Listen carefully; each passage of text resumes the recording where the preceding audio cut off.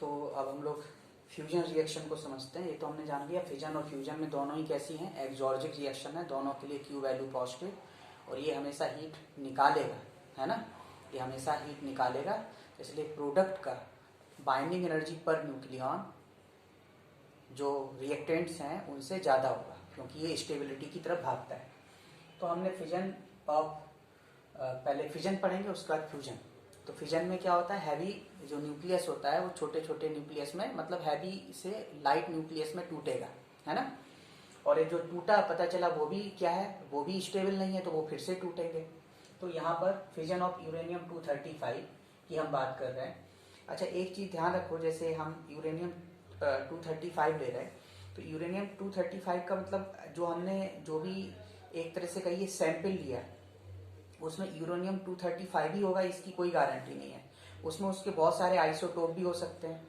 Even जैसे ये भी हो सकता है कि पता चला कि हमने 1 kg यूरेनियम 235 लिया और उसमें से सिर्फ 30 ग्राम ही हमें क्या मिला, यूरेनियम 235 मिला, है ना। हमने यूरेनियम का एक सैंपल लिया है, इसके बहुत सारे आइसोटोप भी हैं, जैसे यूरेनियम 236 भी है। तो हमने इसका एक सैंपल लिया एक और उसमें देखा कि पता चला 1 kg में 30 ग्राम अकेला मिला, 30 ग्राम अकेला यूरेनियम 235 हमको मिला। तो चलो जो मिला उसी से बात करें। तो इसका जो रिएक्शन होगा, तो फ्यूजन ऑफ यूरेनियम 235 में मान लो इसमें एक थर्मल इलेक्ट्रॉन्स का हम यूज करते हैं, मतलब एक न्यूट्रॉन्स एक ऐसा यूज करेंगे जिसकी एनर्जी बहुत कम है। क्यों, जैसे ये तो रेस्ट में हो गया, ये रेस्ट में हो गया तो ये टारगेट हो गया। हमने क्या बताया था, इनकमिंग पार्टिकल्स को कोलाइड कराते हैं, इससे इसकी कुछ एनर्जी होगी, पर वो एनर्जी बहुत कम होती है। इतनी कम होती है लगभग 0.04 इलेक्ट्रॉन वोल्ट, तो ये तो नेग्लिजिबल हो गई, है ना। तो इससे ये इंटरमीडिएट प्रोडक्ट बना। इंटरमीडिएट ये हाईली अनस्टेबल है, तो ये फिर तुरंत क्या करेगा, जब हाईली अनस्टेबल है तो ये टूटेगा फिर इसमें, मान ली बेरियम और क्रिप्टन में टूटा और ऐसे ये 3 न्यूट्रॉन बन गए। मतलब एक 92 यूरेनियम 235 के ऊपर बॉम्बार्डमेंट कराया हमने, बहुत कम काइनेटिक एनर्जी के न्यूट्रॉन का। जब इससे टकराया तो इंटरमीडिएट के बाद इससे कितने न्यूट्रॉन बन गए, 3। जबकि इसकी एक रिएक्शन को कंप्लीट कराने के लिए सिर्फ हमें कितने न्यूट्रॉन की रिक्वायरमेंट होगी, 1 की। तो अब उसमें एक्स्ट्रा कितने बन गए, 1 तो ये है और 1 कितने, 3 बन गए। तो इसका मतलब ये तो रहेगा और साथ में 2 और बन जाएंगे। तो इस रिएक्शन का जो क्यू वैल्यू आता है वो अप्रॉक्स कितना आता है, 200 मेगा इलेक्ट्रॉन वोल्ट। इसका जो क्यू वैल्यू होता है वो अप्रॉक्स होता है 200 मेगा इलेक्ट्रॉन वोल्ट। तो अब इस बात में आप ये देखिए कि इस रिएक्शन को कंप्लीट होने में जो एनर्जी निकलती है वो लगभग 200 मेगा इलेक्ट्रॉन वोल्ट है। तो ये तो बहुत हाई एनर्जी है, मतलब ये एनर्जी इतनी ज़्यादा है कि यदि हम 1 किलोग्राम यूरेनियम 235 ले लें तो हो सकता है उससे इतनी एनर्जी निकले कि वो 10 साल तक पावर सप्लाई करते रहे। मतलब जो पावर रिएक्टर्स होते हैं, जो न्यूक्लियर पावर प्लांट होते हैं, तो हो सकता है 1 kg यूरेनियम से पता चलेगा 10 साल पावर सप्लाई हो रहा है, इतनी एनर्जी वो रिलीज कर दे रहा है ना। आज की डेट में यदि हम बात करें तो पूरे वर्ल्ड में, पूरे विश्व में ज़्यादा न्यूक्लियर रिएक्टर्स नहीं है। इसलिए नहीं है क्योंकि बहुत कॉस्टली है ना।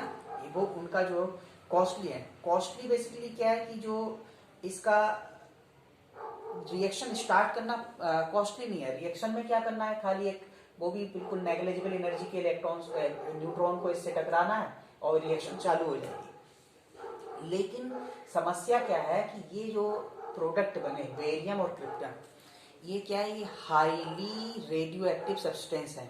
मतलब इतने हाईली रेडियो एक्टिव सब्सटेंस का मतलब इससे ज़्यादा गामा रेज निकलेंगी, और गामा रेज कितनी हार्मफुल होती है सब जानता है ना। तो उससे कैंसर होता है, बहुत सारी बीमारियां होती हैं। तो ये इतना हाईली इनर्जेटिक, मतलब एक तरह से कहिए जो हाईली रेडियो एक्टिव सब्सटेंस है, इससे बहुत गामा रेज निकलती हैं। तो मेन प्रॉब्लम क्या है कि ये रिएक्शन कराना सरदर्द नहीं है, सबसे बड़ा खतरा है इसका।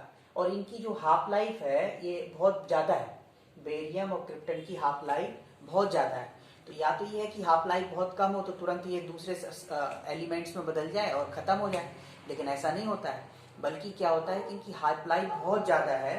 तो हाफ लाइफ बहुत ज़्यादा है तो इनको डिस्पोज करने में बड़ा प्रॉब्लम है, क्योंकि जब हाफ लाइफ बहुत ज़्यादा है तो ये ज़्यादा टाइम तक क्या करेगा, गामा रेज निकालता रहेगा। और जहाँ पर जिस एरिया में ये है वहाँ पर जो लोग आएंगे वो गामा रेज से उनके ऊपर गामा रेज पड़ेंगी तो उनको बहुत सारी बीमारियां हो जाएंगी। तो मेन प्रॉब्लम क्या है इस फिजन रिएक्शन को कराने का, वो ये कराना, कंडक्ट कराना तो बहुत आसान है, सबसे बड़ा प्रॉब्लम इसको डिस्पोज करना है। तो इसका जो कॉस्ट होता है जो न्यूक्लियर रिएक्शन को कराने का, मतलब सब जगह न्यूक्लियर पावर प्लांट्स नहीं है, उसका कॉस्ट का जो मेन रीजन है वो है इनको डिस्पोज करना। इनको डिस्पोज करना बहुत कॉस्टली है क्योंकि ये हाईली रेडियो एक्टिव है, तो इनको बहुत मतलब एक तरह से कहिए बहुत सेंसिटिव तरीके से इनको डिस्पोज करना पड़ता है, उसी की वजह से ये प्रॉब्लम है। तो इसका मतलब तो हमें कुछ पॉइंट्स याद रखना है कि the neutron in the above reaction must be less energetic. मतलब हमें जब फिजन रिएक्शन कराना है तो उसमें जो न्यूट्रॉन होता है वो बहुत लेस एनर्जेटिक होना चाहिए।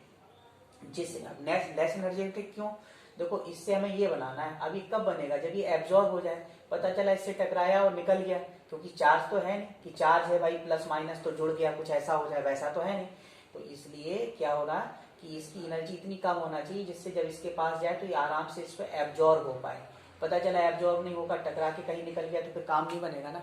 इसलिए इसकी एनर्जी क्या रखते हैं, कम रखते हैं, जिससे कि आराम से ये एब्जॉर्ब हो जाए।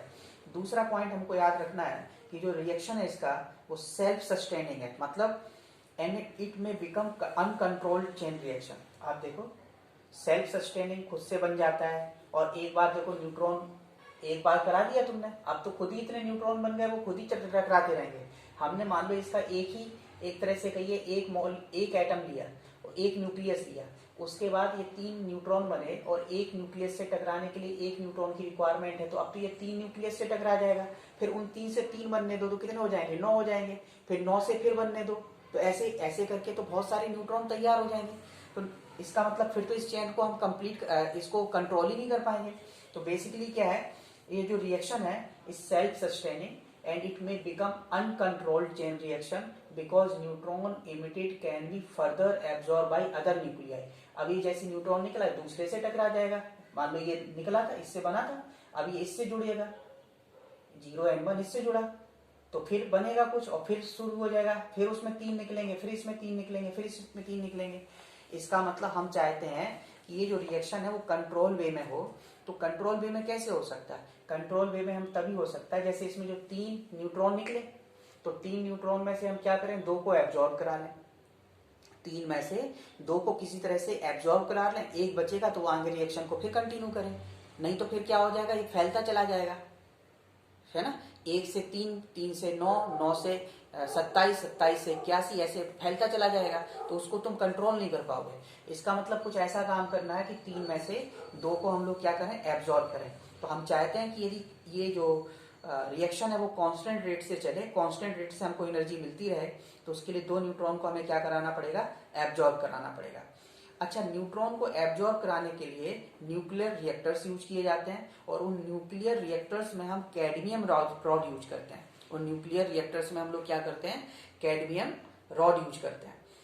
अच्छा, रिएक्शन में जो निकलने वाला न्यूट्रॉन है वो इनर्जेटिक होता है, ये तो इसकी एनर्जी बहुत कम है, लेकिन जो निकलेगा उसकी एनर्जी बहुत ज्यादा होती है। अब एनर्जी ज्यादा होती है, पता चला हमने 3 में से 2 को एब्जॉर्ब करा लिया था, फिर भी एक बचा, लेकिन उसकी एनर्जी ज्यादा है, और पता चला कि वो इस यूरेनियम से एब्जॉर्ब ही नहीं हो पाया, तो फिर आगे रिएक्शन क्या हो जाएगी, रुक जाएगी। तो आगे रिएक्शन रुके ना, तो इसका मतलब है कि आपको साथ में क्या करना है, 3 में से 2 को एब्जॉर्ब कराना है, और जो एक बचा है उसकी काइनेटिक एनर्जी को रिड्यूस करना है, उसकी काइनेटिक एनर्जी को रिड्यूस करना है, जिससे कि वो रिएक्शन को कंटिन्यू कर पाए। अदरवाइज ये भी पॉसिबिलिटी है कि या तो चेन रिएक्शन फैल जाएगा, है ना, अनकंट्रोल्ड हो जाएगा, या फिर ये पॉसिबिलिटी है कि रिएक्शन ही रुक जाएगा, ये भी संभव है। तो इसका मतलब क्या हुआ इसको कम करने के लिए हम लोग क्या करते हैं, जो एब्जॉर्ब कराना होता है उसके लिए हम लोग कैडमियम रॉड को यूज करते हैं, और रिएक्शन को खत्म करनी है हमें तो भी कैडमियम रॉड का यूज करेंगे, है ना। तो रिएक्शन में जो निकलने वाले न्यूट्रॉन है वो एनर्जेटिक होते हैं, ठीक है ना, जबकि रिएक्शन को स्टार्ट कराने के लिए बहुत कम एनर्जी की रिक्वायरमेंट होती है, जैसे 0.04 इलेक्ट्रॉन वोल्ट।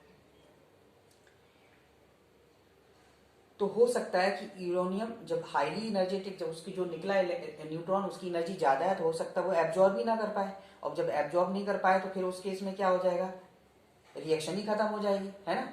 तो हम चाहते हैं कि ये रिएक्शन कंटिन्यू बनी रहे, तो इसलिए उस जो न्यूट्रॉन 2 को हमने एब्जॉर्ब करा के खत्म कर दिया, लेकिन जो तीसरा भी बचा है उसकी एनर्जी को कम करना है, तो उसको कम करने के लिए क्या करते हैं, उस न्यूट्रॉन को पास कराते हैं हैवी वाटर से, D2O से, है ना। तो उसको हम लोग हमेशा पास कराते हैं D2O से। तो जब ये हैवी वाटर से पास होगा तो उसकी वजह से ये क्या हो जाता है, डी एक्सेलरेट होकर इसका स्पीड क्या हो जाता है, कम हो जाता है ना। तो फिर इसी को हमने आगे लिखा है, in nuclear reactors cadmium and boron rods are used to absorb neutrons so that reaction continue at constant rate. The remaining neutron is made to pass through heavy water to decrease its kinetic energy। मतलब तीन में से जैसे दो हैं तो दो को एब्जॉर्ब करने के लिए हम कैडमियम और बोरॉन रॉड का यूज करते हैं, और जो एक बचा है उसकी एनर्जी अभी ज़्यादा है, इसलिए उसको क्या करते हैं, उसको हम लोग पास कराते हैं हैवी वाटर से, जिससे वो डी एक्सप्रेट होकर उसकी काइनेटिक एनर्जी क्या हो जाए, कम हो जाए, जिससे जो अगला यूरेनियम का न्यूक्लियस है उसके साथ वो एब्जॉर्ब हो पाए। ठीक है ना। The product forms in the reaction barium and krypton, ये क्या होते हैं, हाईली रेडियो एक्टिव होते हैं एंड विद लॉन्ग लाइफ्स, इसलिए इनको प्रॉपरली हमें डिस्पोज करना चाहिए, और इसी वजह से ये कॉस्टली है ना, इसी वजह से क्या है, कॉस्टली है।